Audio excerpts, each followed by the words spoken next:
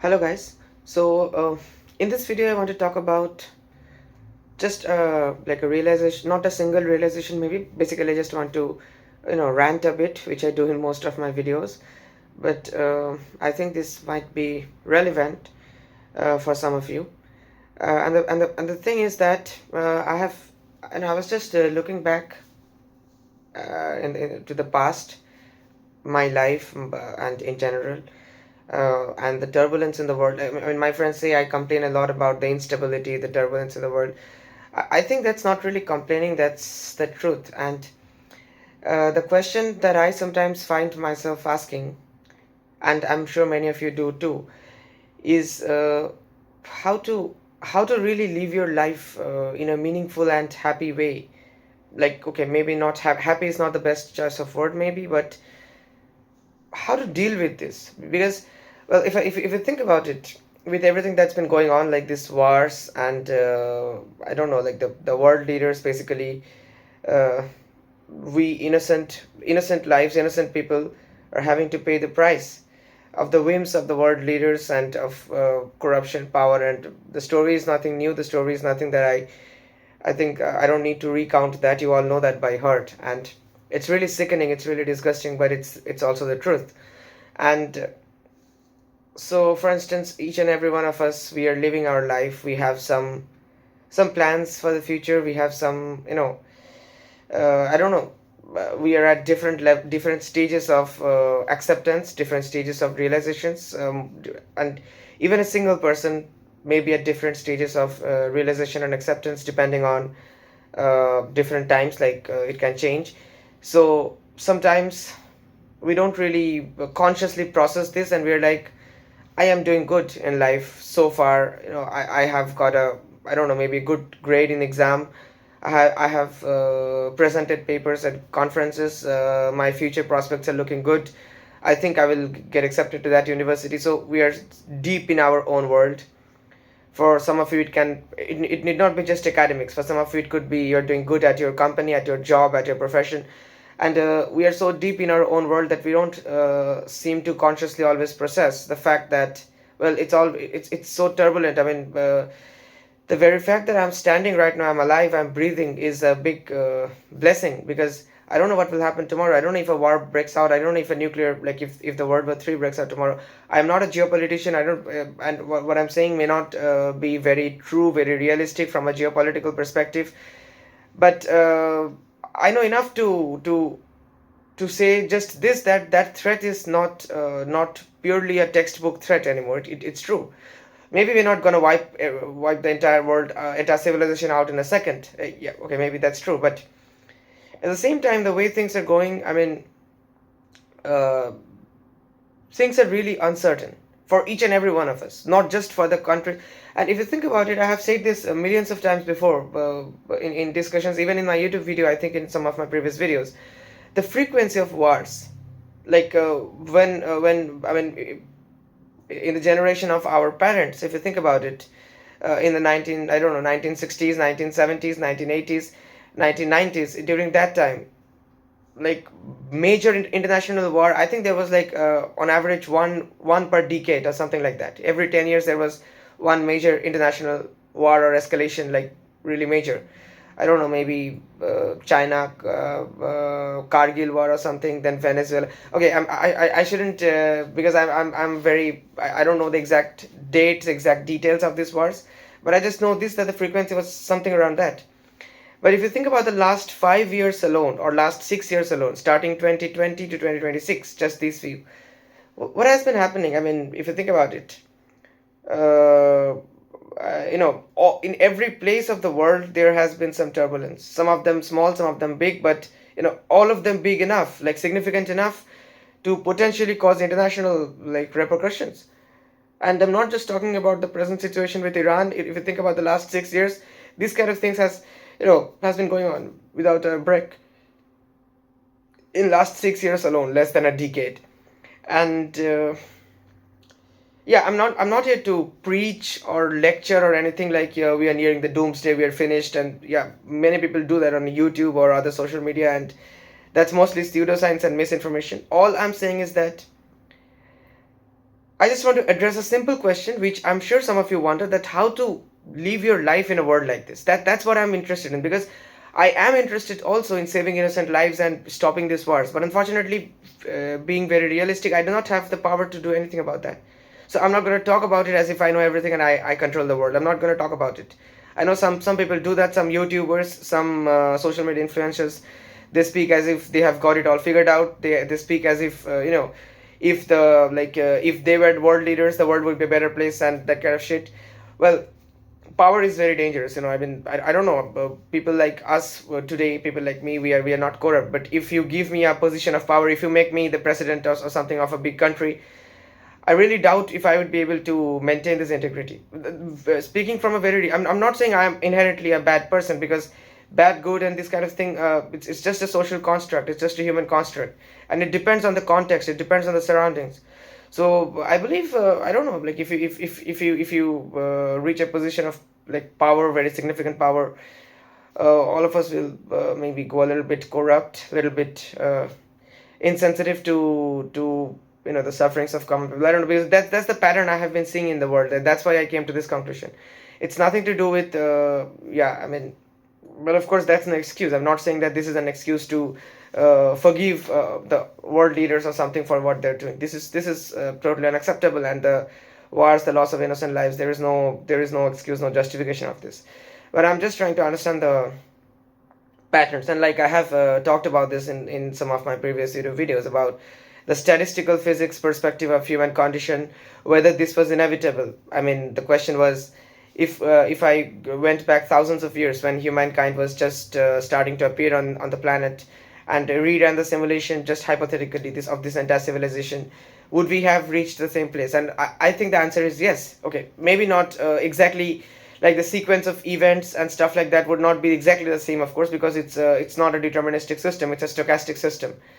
But I think the stochasticity comes from noise, but the basic structure, this is a very common idea in physics, in statistical physics, universality. I don't know if all of you are aware of it, but the very basic idea is that if the type of interactions is the same, then they belong to the same universality class.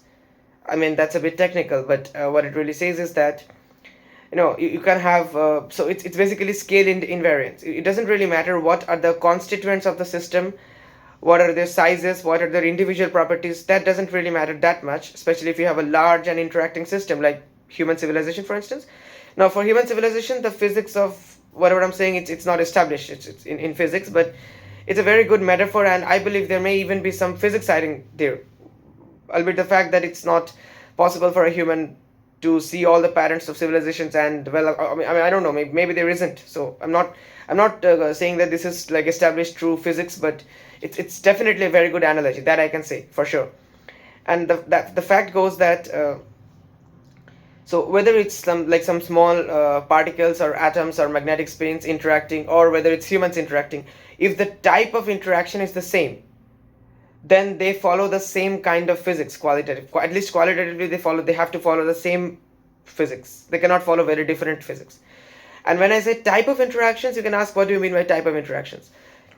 Well, in technical terms, it means the Hamiltonian, how the terms of a Hamiltonian. So if you have whether you have the interaction between nearest neighbors, whether it's an attractive or repulsive, whether it's like symmetry, whether it's a central force. So these are all technical terms, but yeah, by type of interaction, I mean something like that. Because if you look at the entire human civilization zoomed out, and if you like take the average of all the interactions, there is some amount of predictability. Even though individually it's all random, even globally there is some level of randomness, some level of stochasticity. If it was fully deterministic, well, life wouldn't have evolved in the first place. Life and any kind of complexity thrives on the balance of predictability and unpredictability, rules and randomness, order and chaos, determinism and noise. So it's a balance between these two. It always have to be two competing forces for interesting effects to emerge. Otherwise, it's either too boring if it's too predictable, or if it's purely noise, then it's purely random. You cannot get any kind of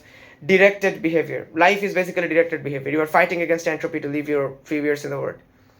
But that requires some amount of both, balance between both. And it's often a self-organized. But okay, let me not get into that.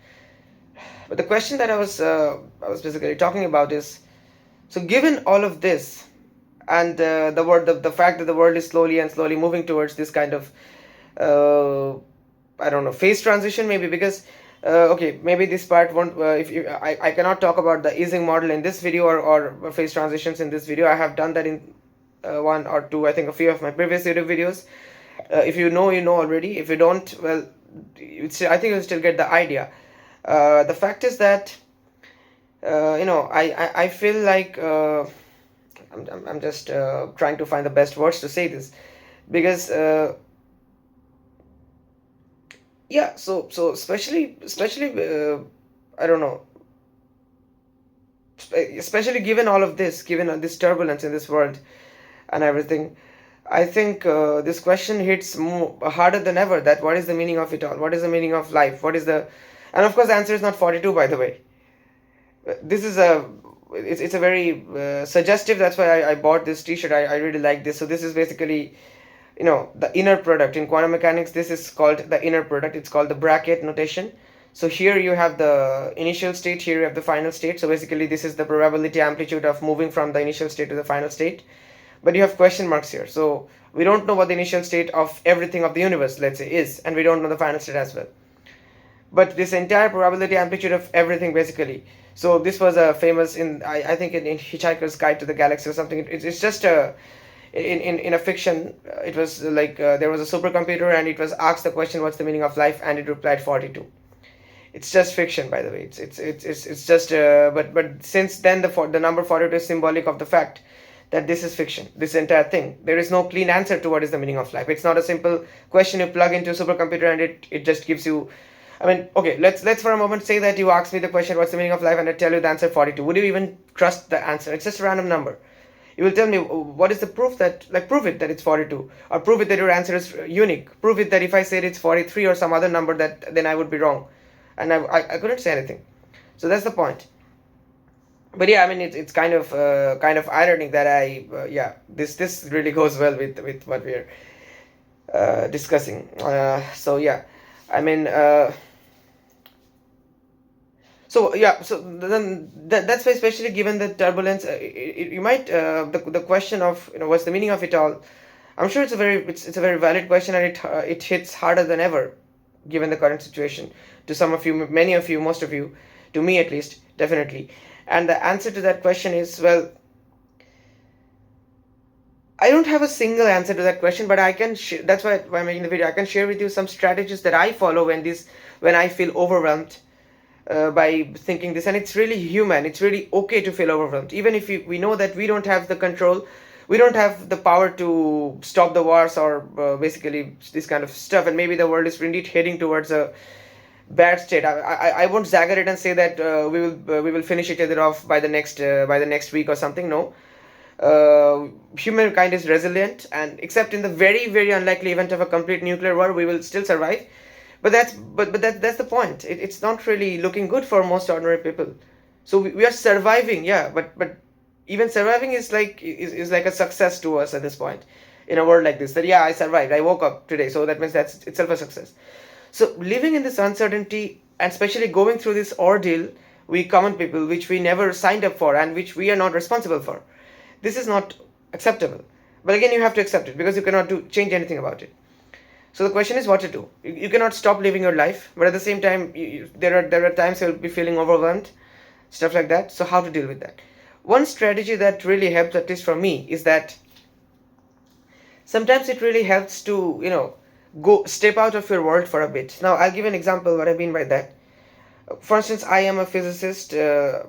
Most of the time I'm in the lab or in my room, and I'm usually not a very social person, except for a very close friends I have, and my parents, and some of my relatives. I really find it very difficult to, for one, I'm really bad at starting a conversation with strangers and small talks, that kind of stuff. And even otherwise, except my professional colleagues and stuff who really understand, until and unless we have worked on something meaningful. And to me, meaningful means physics or journals and stuff. Of course, to me, meaningful is not like going to the movies together or something like that. I never do that. I skip all social events and stuff at the university, at the lab.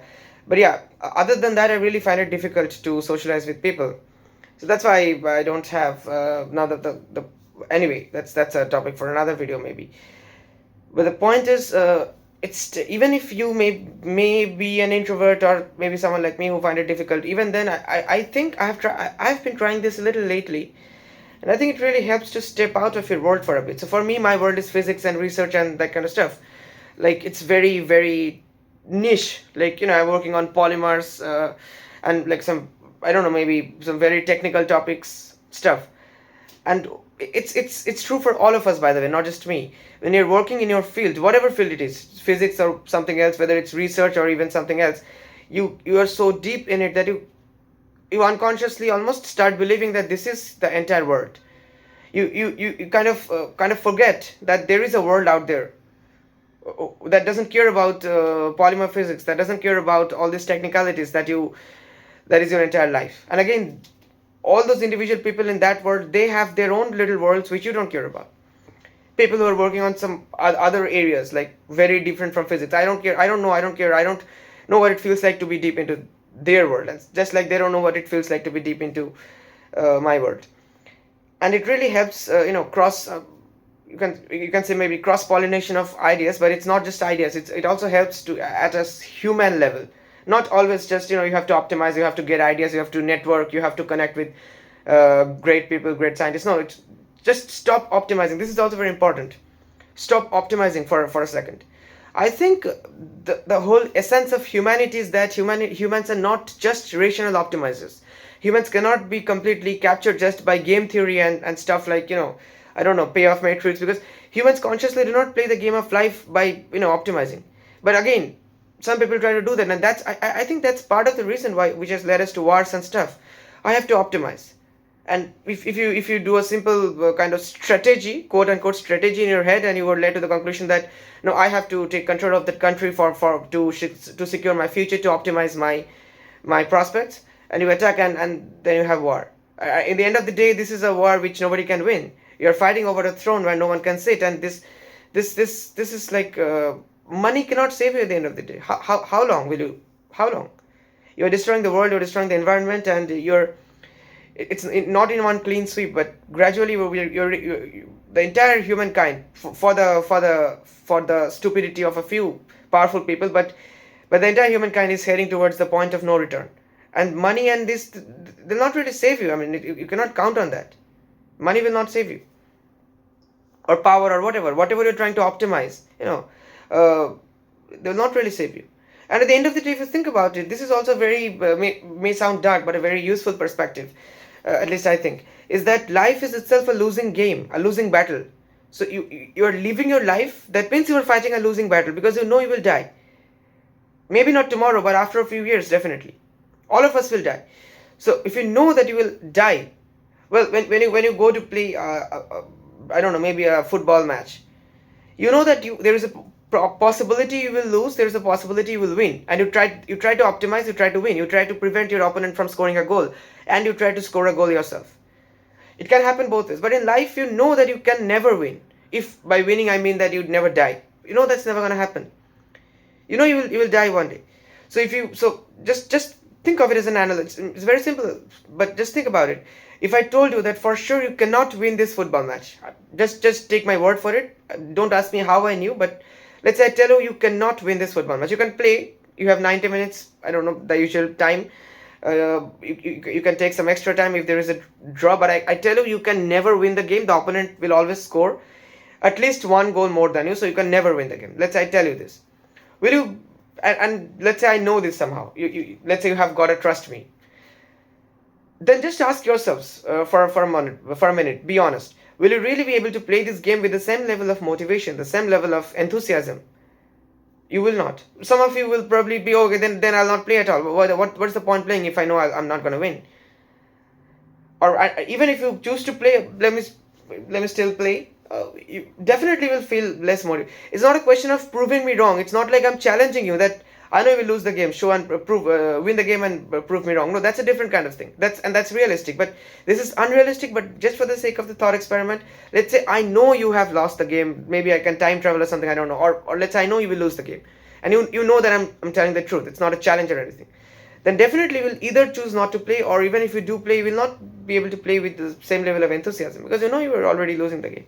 But for life, it's kind of the same thing. You know you will die. but you're still choosing to live this life. You're still choosing to optimize. You're still choosing to work hard for, I don't know, for promotion in your job, for a better score in your university exam, for whatever. But you're still optimizing. You're still choosing to live. You're still choosing to, by choosing to live, you're choosing to fight a losing battle. But here's the beautiful thing. That might sound dark, but the beautiful thing is that the thing about this game which we call life, if you can call it a game, it's not about winning in the sense like never dying, winning against death. No, it's not about winning. It's about making the defeat, whatever you want to call it, making the defeat matter as less as possible. That is the whole point of life. It's not winning, but it's, it's losing, but in a more significant way, or making the loss or the defeat matter less and less, matter as little as possible. And how do you do that? Even in this dark world, you choose to do something bright. You choose to improve at least a few lives around you. You choose to build something. You choose to have some little impact on the world. Not maybe even if not on the world, at least on a few people around you. That's how. That and then at the end of the day, you can say like, okay, I lived a meaningful life. I at least created a pocket of order in this disordered, turbulent world. At least create, like we say, air pockets, turbulence. A pocket of turbulent air in a calm sky, it's the opposite. The world is turbulent, everything is turbulent. But around you, in your, like, locally, you create a pocket of order. See what I mean? So, yeah, I mean, how do I say this? That's the point. This kind of thinking really helps me, and that's why it's like it's good to sometimes step back from your world. I recently, like, like I visited, I took a, I wouldn't say took a break, because I was going to the lab as well. I recently presented a poster, two posters actually, in a GDR conference in ENS de Lyon. It's like a annual, like a meeting of the CNRS physicists, of our group, like the kind of work we are doing: biological physics, polymer physics, and this kind of the physics of the genome, the nucleus, like the DNA and all that stuff. By nucleus, I mean the cell nucleus. So yeah, the point is, and I have been doing like my stuff as well, like apart from my internship and my academics, my other stuff, writing, science communication journals and everything. So it's not really a break in that sense, like completely out of touch with emails and my world, professional world. No, not a break in that sense. But I have been taking moments of my life for the last, I don't know, last few weeks, to step out of my world. And by that I mean visiting places without a purpose. Like even in Montpellier, for instance, if you go to comedy and like basically the tourist places, just not with someone, because then you have a purpose. So I'm going with my friend, so I have someone to talk to. No, because then you will feel comfortable within, because you have your friend, but you will not really get to see the world, not really be able to step out of your world. Because my friend means most probably they would also be like, we would talk about physics most of the time, and it's not really what I want, like for those little trips or excursions, whatever you want to call it. So I just go alone. And just for instance, I visited the art museum recently. There's a very good art museum, the Fabry Museum in Montpellier, but that was with a friend. But it's not physics, okay. And then I met an artist. I recently did a video, like an interview with her on my YouTube channel. You can check it out, about contemporary art. So contemporary art and this kind of thing, I have absolutely zero knowledge on this, but I really liked exchanging views with people outside physics.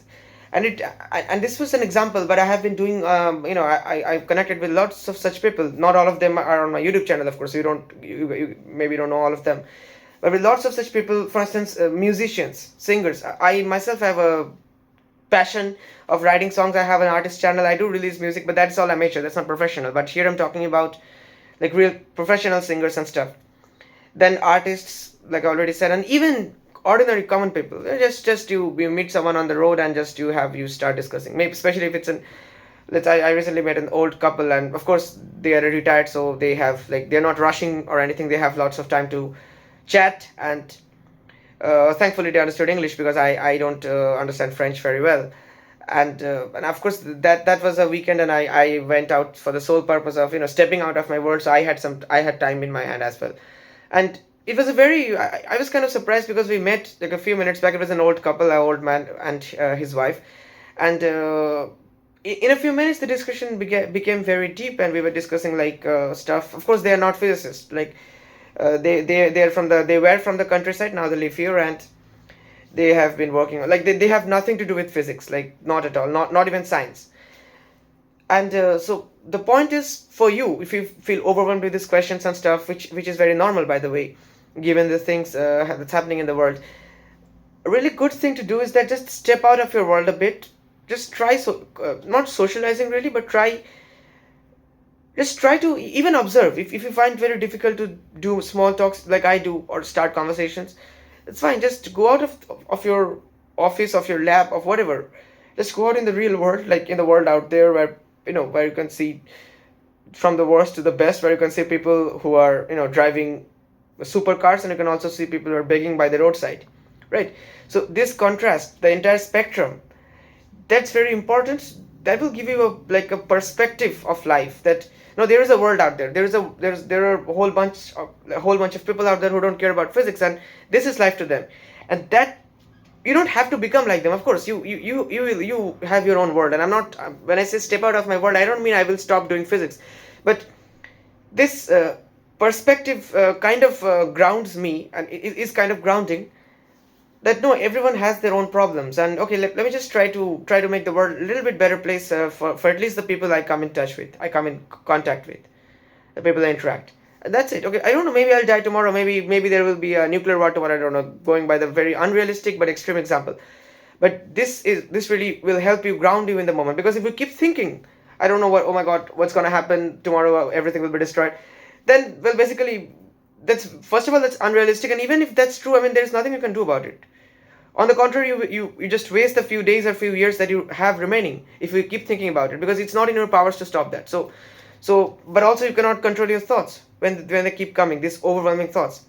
What you can do is step out of your world, ground yourself a bit, go out in the real world, that kind of thing. These thoughts, at least for me, these kind of thoughts hit me more like harder than ever when I'm in my room, maybe locked for 1 or 2 days, because I sometimes skip lab. And because when I'm really deep into work, like very concentrating, and if the simulations is something that my laptop can handle, I kind of lock myself in room for 2 or 3 days. But that's not really good, because that's when you start having these thoughts. It's really good to at least, maybe you have exam, maybe you're preparing, maybe you're very busy, maybe you cannot afford to go out now. No, still do try to at least get out in the real world, even if you just get down and take a walk in front of your building or something. I'm not saying you just take a trip to, like, take a long trip or something, but yeah, just get out of your room, of your world. This really helps. And the second and last point I would like to share regarding, like, how to cope with this is that, yeah, I mean, like I said, it kind of reminds me of well, yeah, basically, you don't have to do something great. You don't have to find meaning. You don't have to prove that life is meaningful. You don't have to prove that whatever you went through really matters. None of that matters, and none of that need to matter for you to enjoy your life. That is more important to realize than trying to, so I mean, call it nihilism if you want, but it's really an optimistic kind of nihilism, for me at least. Is that stop optimizing. That's not really the, okay, I'm not saying like just stop doing your work and like just live your life and just let's see what happens. So because you have to work, you have to sometimes optimize to keep the balance in your favor, because after all, you need to do something in life to survive, to get your money and stuff like that. You're just philosophizing will not be enough to earn the bread, until and unless you are a public speaker or philosopher or something like that, like a world famous philosophy professor. Even then you're optimizing. If you don't optimize at some level, you will never reach there. So the guys who are there, they have optimized. They do not really they cannot really live by all the words that they say in the TED talks to get popularity. So that's very true, by the way. I don't mean to offend anyone, but if you really I mean, it's not really possible. You know what I mean. But yeah, that's the thing. Just step out of your words at times, ground yourself, and talk to people, new people. It really helps, because this is the maybe I'll end the video on this. Sometimes, not always, stop optimizing and talk to new people I've never met before. This is really difficult, I know, especially for some of you. For me also it was, even now it is, but I'm slowly kind of forcing myself to break that barrier, if you will. uh, Go out on the roads or outside, I don't know, even if it could be someone you meet in the supermarket even. But here's the point: sometimes, and it's really good practice, talk to people you don't know, like complete strangers, because talking to people you know, even if you know a little bit, people you meet daily in the lab or your relatives, your parents, and of course they're there, they're important people, but it's kind of like a bubble you are living in. If you don't interact with people that you do not know, or if you make new encounters, just profession. Okay, you are a new people, you're a new student who came to my lab, that's why I know you. But that's again an optimized, not yeah, in a way that's a purpose driven encounter. So if just for a moment take a minute to think about all the people you know, except your parents and your family and your relatives. Of course you know them because you're the same, they're relatives and your same family. But apart from that, just think about how many people you know. Your friends, well, how did you become friends? For most of you, the answer I think will go is like, okay, we met in college, we met in university, we met in school, we were in the same class, and that's why we became friends. Now, here's the point, that's still in a way purpose driven. Let's say you go to a new university and you see that, okay, these are the people in my class, so I have to spend the next few years with them studying. So of course it's to my best interest if I talk with them a little, and if hopefully I'll become friends with one or two of some of them. But that's again purpose driven. It's not like, just tell me one thing. Has it? Do you ever know someone in your life, even if a single person who you met without any purpose, maybe on the road or like a random chance encounter or something? I'm not trying to be saying like a dramatic this movie encounters that, okay, maybe you two met you two bumped into each other in a very rush, I don't know, maybe the rush hour in the metro, in the tram, or something in the bus, and then you became life partners. Not that kind of cringe, dramatic kind of shit that they show in the movies, but real life. It's not. I'm not talking about any kind of romantic relationship or anything. Just a friend or someone that you met completely like without any purpose in mind. Not in your school, not in your workplace, not in your office, not in your lab, not in your university, not in your college, but just randomly, and you became friends and you maintain that connection. It's not like you just exchange a few words and moved on, but you exchange numbers or emails and you actually maintain the connection for a few years. For me, that number is actually, I think, higher than the average. I know at least. And here's the kind of funny part. I have very little friends in my class, in my school. In my school, I had very little friends. In my college, I had, even now in the classmate sense, I have little less friends than usual. I'm not, but I have a few encounters. That's I think still more than the average. I don't know. Just like this I described, completely random. But we have maintained that connection, because here's the thing, and I have an explanation for that. I'm not saying like that's yeah, that is unique, but I think it's also true that if you meet someone on the road like randomly, none of you are trying to optimize or trying to, like, you were not forced together because you were in the same class or something, but you just met. And if you still talk, and if both of you feel that none of you are performing but both of you are genuine, anything, again, I'm not saying it has to be someone your age, it has to be a romantic relationship or something. It could be a professor, like an old man, old woman, or even a child, like someone younger than you, or even like your age, or doesn't matter who it is or what their age is, what their background is, not doesn't matter. But if both of you feel that you are genuine and you're not performing, then deep down that's what a human really wants. That we want some indication that there is still some hope left in this world. There is still human. I don't care whether you are a physicist or whether I don't care whether we will ever meet again, but it felt good talking. And maybe if you're okay, maybe we can exchange numbers, maybe we can exchange emails. Maybe it would be good to continue this conversation sometime later about, yeah, your views on physics were really interesting. I don't know much about physics, but I can still relate what you said about society. And I'm like, yeah, that's okay. We can exchange emails. We can continue the conversation. Sure. I don't care that you're not a physicist, because honestly, I'm tired of performative academia. Academia is mostly performative. When I'm in the conference, in the lab, or maybe not in the lab, because in the lab there are some people we have grown really close and almost like my friends, and some of the professors, like the researchers in the lab, like they are very, very genuine and they support me. So in front of them, I don't wear a mask.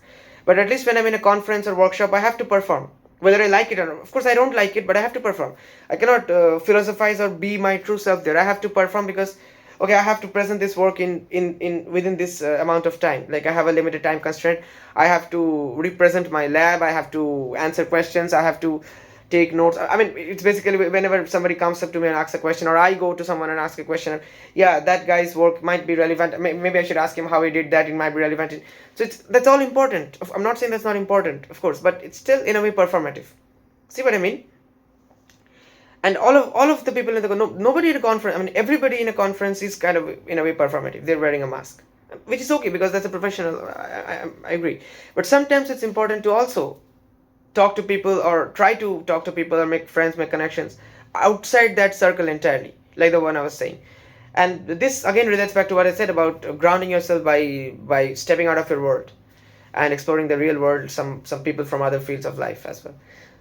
So yeah, that really helps. And okay, maybe I just said the same thing again and again and again, but I really wanted to, I don't know, maybe hammer this in your head. And maybe this is not new for some of you. It's not rocket science anyway, what I said.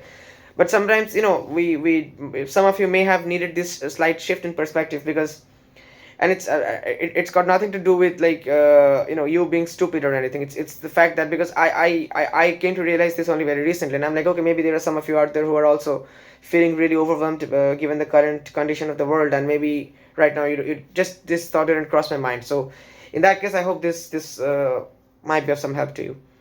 But yeah, I mean, let's hope for the best, but also be ready for the worst. I don't know. Because yeah, at the end of the day, when it comes to the game of life, the point is not winning, but the point is trying to make the defeat, which is coming anyway. By defeat, I mean death. Try to make it matter as less and less as possible. Because, it reminds me of a beautiful saying. Uh, there will come a time in your life, maybe when you're on your deathbed, don't take it otherwise, when your entire life will flash in front of your eyes like a movie. So it's up to you. You are the director of that movie. So it's up to you to make sure that you have something worth watching. Thanks for watching.